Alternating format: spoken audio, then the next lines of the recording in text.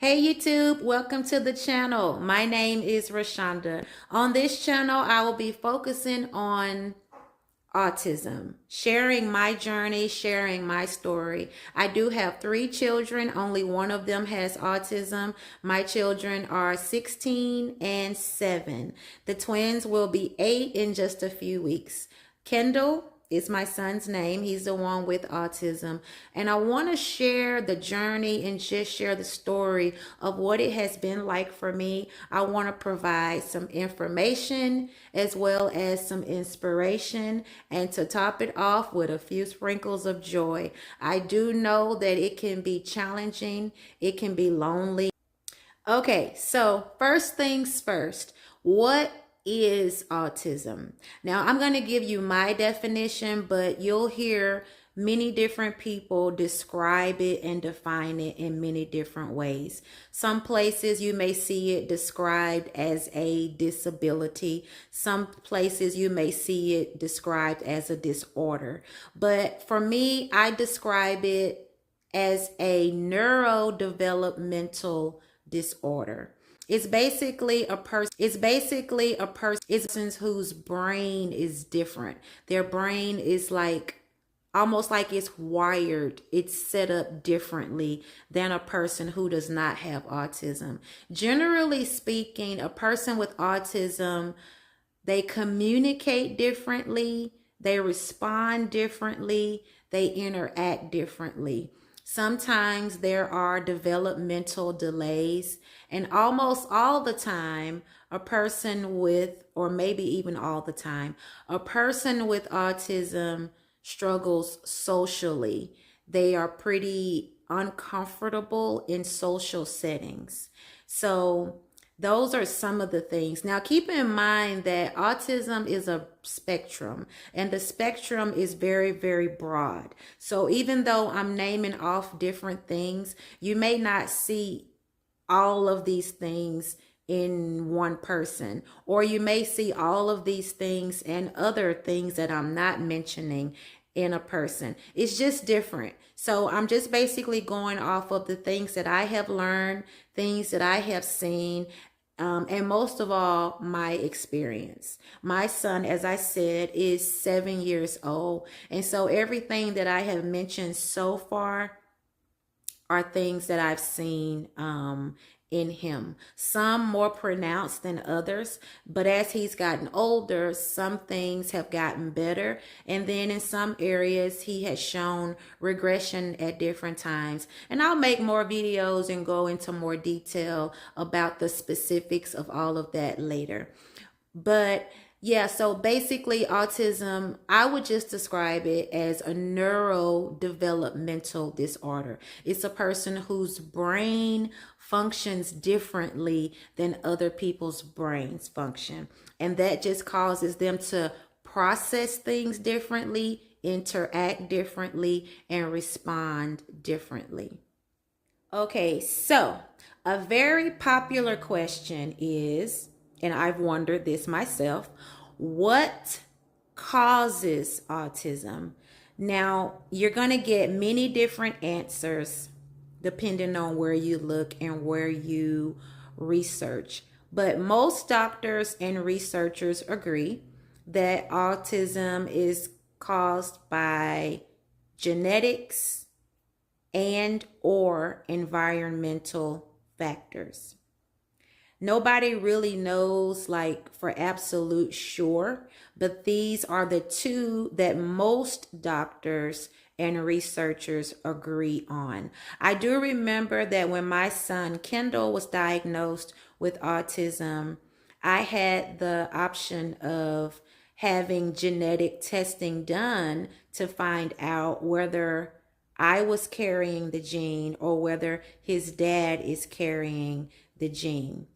I opted out of it only because I didn't have any intention on having any more children. But definitely, if you have a child and they are diagnosed with autism and you do plan on having more children, it may be beneficial to find out who's carrying the gene. There's also some other information that is available to you when you get that test done, but I didn't have it done, so I'm not privy to all of that. But I do know that most doctors and researchers agree that it is genetics as well as environmental factors. Now, some environmental factors could be low birth weight, stress, or medications that the mom was taking while she was pregnant. So one interesting fact about autism is that it mostly occurs in boys. Most of the time when you see a child with autism, that child is a male. So what are some early signs of autism? Now keep in mind, I'm just going off of my experience, but I would say some early signs are a baby or a toddler who is sensitive to certain sounds. It could be high frequency sounds. It could be sounds with a pitch that just seems to really agitate or upset the child. For me, my son would cry as a baby whenever the doorbell would ring, and he would scream in a way that sounded like he was like physically in pain, like hurting, and it would happen every single time. But for me at the time, I did not know, I don't even think I knew hardly anything about autism, so I didn't know what that meant. I just thought that he was just a little bit, well, not a little bit, a lot more sensitive than the other twin, because the other twin did not respond to noise in the same way. By the way, his name is Logan. Logan did not respond to noise the same way that Kendall did. Even if we would be in a room with others and there would be like a lot of laughing or even clapping and just a lot of loud talking, like people very excited, just having a good time with family and friends, Kendall did not tolerate that very well.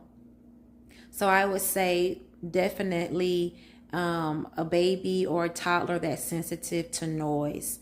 I would also say digestive issues, like if your baby or your toddler is having troubles just keeping foods down, or it just seems like common foods that babies can usually tolerate, those same foods would be more of a challenge. And then I would also say sensitivity to textures. That's a big one. Texture sensitivity. Kendall was not open to trying new foods. Logan was, and Kendall was not open to trying new foods. He was a lot older before he would try different foods and different textures. And to this day, that's still a challenge for him.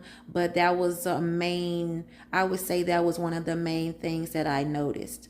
Also, I would say a lot of stimming. Stimming is just basically self-stimulating. So for Kendall, it would look something like, let me think of an example. So he would just stim on his fingers. He'd just do this, and he just follow his fingers back and forth, back and forth, back and forth. And he would make this sound like he would just be so stimulated and really having a really good time just stemming. I will also say another early sign would be a baby or a toddler who doesn't mind just, entertaining their self. They're not very social. They're not interested in other babies and really not interested in other people. Kendall would be very content just sitting alone with a toy and he would just be content doing that one thing for very long periods of time. Or he could just sit on the floor somewhere and just stim. So it could be like staring at his fingers like this. Sometimes he just hold up one finger and he just move it slowly and he just follow it with his eyes. And a big one for Kendall was the ceiling fan. If the ceiling fan was on and, just circulating around and around, he would just follow it like this with his head.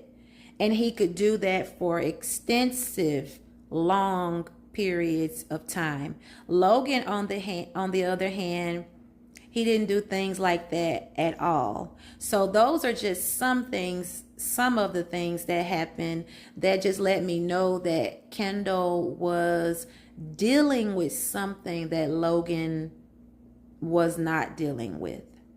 There are other things as well, but those are some that I can just think of right now. Now, I will also say, just because your child is stemming, or just because your child likes to play alone, that's not like an automatic diagnosis. That could just be your child's unique way of expression.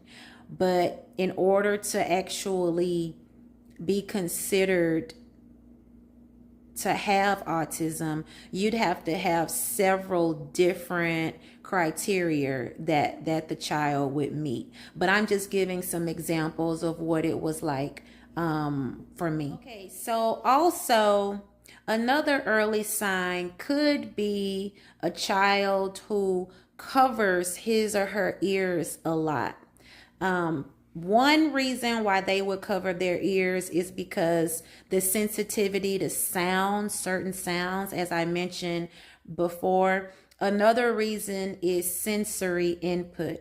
So I also mentioned before that a person with autism processes things differently. So sometimes once they've taken in a certain amount of information, they will cover their ears just to keep anything else from coming in so that they can process what they've already taken in. It's almost like giving yourself an opportunity to just cut everything off so that you can process, and then that gives you an opportunity to respond. So if you see some ear covering, that could very well be an early sign. Also, my son is nonverbal. And so for me, that was a big sign. But, well, how should I explain it? That for him wasn't an early sign. For Kendall, it was more of, he was like babbling and making all kinds of sounds and everything. And then he experienced regression. Regression is when your child is talking, your child is saying words, and it looks like they're meeting that milestone of, talking and learning to talk. And then all of a sudden, it's like the words just go away. The child just stops saying those words. So that's what happened to Kendall. So currently, right now, Kendall is nonverbal. He started out saying words, making a lot of sounds, very vocal, and then he stopped saying those words, and so he's nonverbal right now.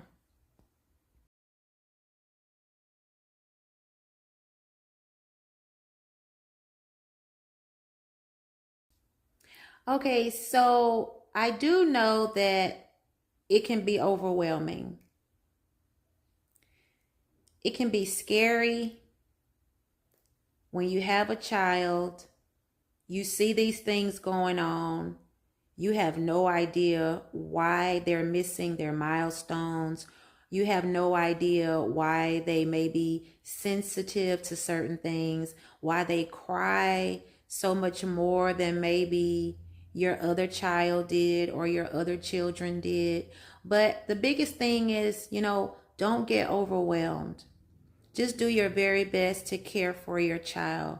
Exercise good temperament, rest as much as you can. Do everything to take care of yourself so that when you're with your child, you can give them that extra attention and that extra love and support that they need. So even if they are having different sensitivities, even if you're trying things and those things just seem like they are not working, even if you're frustrated, just take a deep breath and just know that everything is going to be okay. You are not in this alone. So no matter if your child ends up being diagnosed with autism, or even if they just have some delays, but it turns out that they don't actually have autism, either way, you're going to be okay. There is so much help available. There is so much therapy, so much research, so much support for families and family members. You're going to be okay. That's the biggest thing that I want you to know. Don't worry. You're gonna be okay. I know it's overwhelming, it's frustrating, it's frightening. It's kind of like, I would describe it as starting over.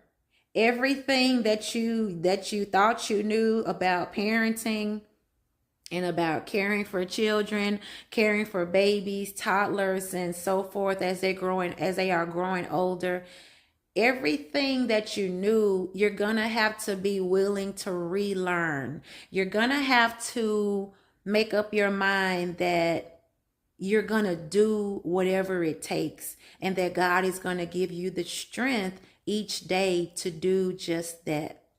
So if I could tell you anything, I would just say, be willing to grow, breathe, relax, because everything is going to be okay.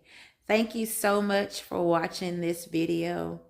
I hope that I said at least one or two things that were informative or that were encouraging to you. I thank you again. I hope to see you soon on this channel. Here we grow.